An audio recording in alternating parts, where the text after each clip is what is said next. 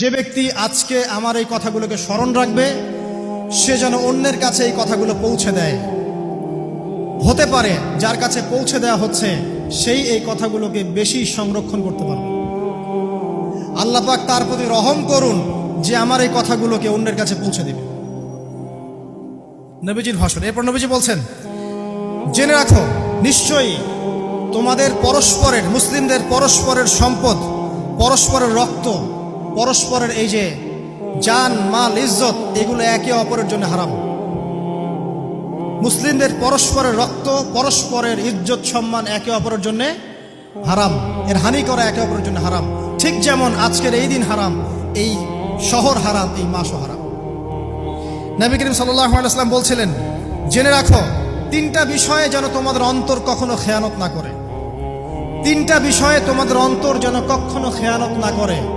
এক, তোমরা যে কাজটাই করবা শুধু আল্লাহ পাকের সন্তুষ্টির জন্য করবে। তোমরা যে কাজই করবে শুধু আল্লাহর সন্তুষ্টির জন্য করবে। তোমাদের শাসক বর্গের কল্যাণ কামনা করবে। তোমাদের শাসক বর্গের কল্যাণ কামনা করবে। 3 নাম্বার, মুসলিমদের জামাতকে আঁকড়ে ধরে রাখবে। মুসলিমদের ইউনাইটেড কমিউনিটিকে আঁকড়ে ধরে থাকবে। এই তিনটা বিষয় পালনের ক্ষেত্রে তোমাদের অন্তর যেন খেয়ানত না করে।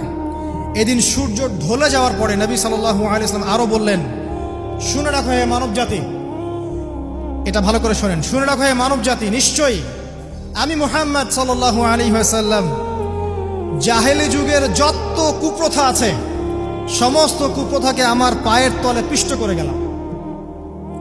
জাহেলি যুগে কি ছিল ভাই? শিরিক ছিল, সুদ ছিল, মাদক ছিল, নারীর অবমাননা ছিল, কন্যা সন্তানকে দাফন করা হতো, রক্তক্ষয়ী হানাহানি মারামারি কাটাকাটি ছিল। এগুলো সব কিছুকে আমি আমার পায়ের তলে দাফন করে গেলাম। এটা কি দাফন হয়েছে?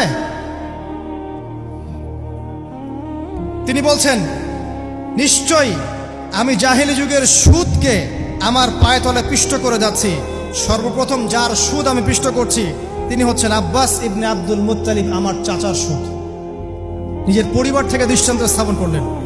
তিনি আরো বললেন, হে উপস্থিত জনগণ, তোমরা মেয়েদের ব্যাপারে সতর্ক থাকবে এবং তোমাদের স্ত্রীদের ব্যাপারে সতর্ক থাকবে, তাদের হকের ব্যাপারে সতর্ক থাকবে, কেননা তোমরা তাদেরকে আল্লাহর কালিমার মাধ্যমে হালাল করে নিয়েছো। অতএব তাদের ব্যাপারে তোমরা সতর্ক থাকবে। তোমাদের উপর তাদের হক হচ্ছে তোমরা যা খাবে, যা পরবে, তাদেরকেও তাই খাওয়াবে, তাই পরাবে।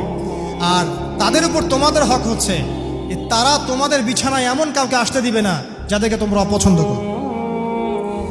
নবী করিম সাল্লাল্লাহু আলাইহি ওয়াসাল্লাম আরো বলছেন, এই দিন আইয়ুহান নাস, হে মানব জাতি, তারাকতু ফিকুম আমরাইন, জেনে রাখো আমি তোমাদের সামনে মাত্র দুটো বস্তু ছেড়ে গেলাম। কয়টা বস্তু? লান তাদিল্লু মা তামাসসাকতুম বিহিমা, তোমরা কোনোদিন পথভ্রষ্ট হবে না যতদিন এই দুটো বস্তুকে আঁকড়ে ধরে থাকবে। কিতাব আল্লাহ, আল্লাহর কিতাব, ওয়া সুন্নতি নবীহি, এবং তার নবীর সুন্নাহ। তিনি আরো বললেন, আল মুসলিম, জেনে রাখো প্রকৃত মুসলিম সে ব্যক্তি, মান সালিমাল মুসলিমুনা মিন লিসানিহি ওয়া ইয়াদিহি, যে ব্যক্তির হাত এবং জবান থেকে অন্য মুসলিম নিরাপদ থাকে সেই ব্যক্তি হচ্ছে প্রকৃত মুসলিম। আল মুহাজির, আর প্রকৃত মুহাজির সে ব্যক্তি, মান হাজারা মা নাহাল্লাহু আন, আল্লাহ পাক যা নিষেধ করেছেন সেখান থেকে যে দূরে থাকে সেই ব্যক্তি প্রকৃত মুহাজির, মানে হিজরতকারী। তিনি আরো বললেন, মনে রেখো আমি তোমাদের সবার আগে হাউজে কাউসারে চলে যাব, সুবহানাল্লাহ, এবং সেখানে আমি তোমাদের জন্য অপেক্ষা করতে থাকবো। অতএব শোনেন, অতএব তোমরা আমার চেহারাকে কালিমালিপ্ত করো না, মানে আমার চেহারায় কালিমালিপ্ত করো না, আমার নাম নষ্ট করে দিও না। আমি তোমাদের সংখ্যাধিক্য দেখে আল্লাহর কাছে গর্ব করব, আমাকে তোমরা অপমানিত করো না। আজকে কি আমরা তার দায়িত্ব পালন করে উম্মাহ হতে পেরেছি?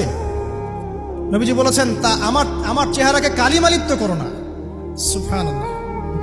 তিনি বলছেন, ওই সময় কিছু মানুষ থেকে আমি মুক্ত হয়ে যাব আর কিছু মানুষ আমার থেকে মুক্ত হয়ে যাবে। বলা হলো, কারা ইয়া রাসূলুল্লাহ? তিনি বলছেন, আল্লাহ পাককে আমি বলবো, ইন্নাহুম মিন্নি, হে আল্লাহ এরা আমার উম্মাহ, এরা আমার উম্মত, আমার সাহাবী।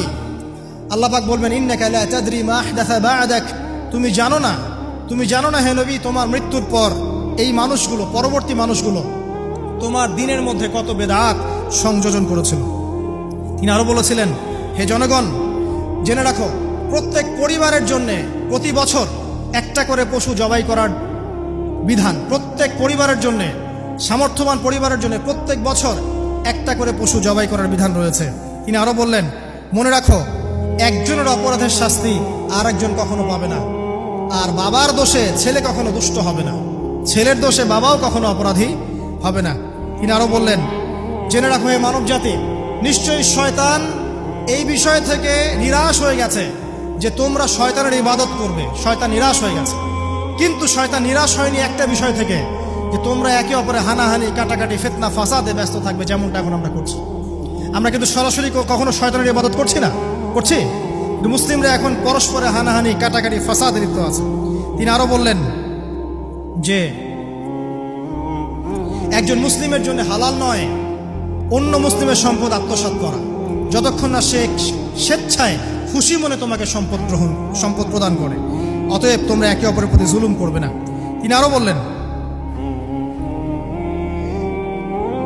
সাবধান, আমার ইন্তেকালের পরে তোমরা একে অপরের গর্দান উড়িয়ে কাফের হয়ে যেও না।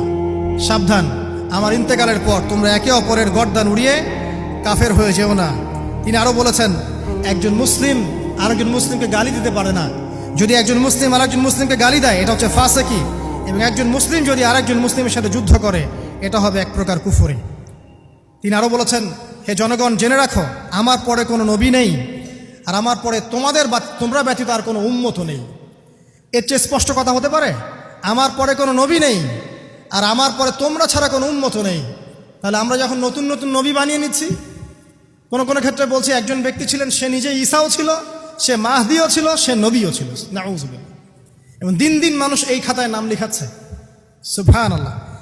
সর্বশেষ তিনি বললেন যে যদি তোমাদের উপরে, হে মানব জাতি জেনে রাখো, যদি তোমাদের উপরে একটা নাক কাটা কালো কুৎসিত কোনো আমির বা শাসকও চলে আসেন, এবং সে যদি তোমাদেরকে আল্লাহর রাস্তায়, আল্লাহর কিতাব সুন্নাহ অনুযায়ী পরিচালিত করেন, তোমরা অবশ্যই তার আনুগত্য করবে, তার বিরুদ্ধে বিদ্রোহ করবে না, তার আনুগত্য করবে। জেনে রাখো, শেষে তিনি বলেন, জেনে রাখো হে মানব জাতি, আজকে থেকে কুল্লুকুম মিন আদম, তোমরা সবাই আদম সন্তান, ওয়া আদামু মিন তুরাব, আর আদম হচ্ছে মাটির সন্তান। আরবের উপর অনারবের, অনারবের উপর আরবের, সাদার উপর কালোর, কালোর উপর সাদার, লালের উপর কালোর, অথবা কালোর উপর লালের কোনো রকম প্রাধান্য নাই। ইল্লা তাকওয়া, শুধু তাকওয়া ব্যতীত। যে ব্যক্তি বেশি মুত্তাকি, সে আল্লাহর কাছে বেশি মর্যাদার অধিকারী হবে ইনশাআল্লাহ তাআলা। সর্বশেষ তিনি আঙ্গুলটা উঁচু করলেন, নিজের শাহাদাত আঙ্গুলি উঁচু করে আকাশের দিকে তাকালেন, এরপর জনগণের দিকে তাকালেন, তাকিয়ে বললেন যে তোমাদের ব্যাপারে, হে জনগণ, তোমাদের ব্যাপারে আমাকে আল্লাহ জিজ্ঞাসা করবেন। ফামা আনতুম কাইলুন, তোমরা ওই সময় কি বলবে আমার সম্পর্কে? তখন সাহাবীরা বললেন, আমরা বলবো যে আপনি বাল্লাগতা রিসালাতাক, আপনি আপনার রিসালাত পৌঁছে দিয়েছেন, ওয়াজ্জা আমানাতাক, আপনার আমানত পূর্ণ করেছেন, ওয়া নাসাহতা উম্মাতাক, এবং আপনি আপনার উম্মতকে নসিহত করেছেন। সুবহানাল্লাহ। এরপরে তিনি আকাশের দিকে তাকিয়ে বললেন, আল্লাহুম্মা ফাশহাদ, হে আল্লাহ আপনি সাক্ষী থাকেন। আল্লাহুম্মা ফাশহাদ, হে আল্লাহ আপনি সাক্ষী থাকেন।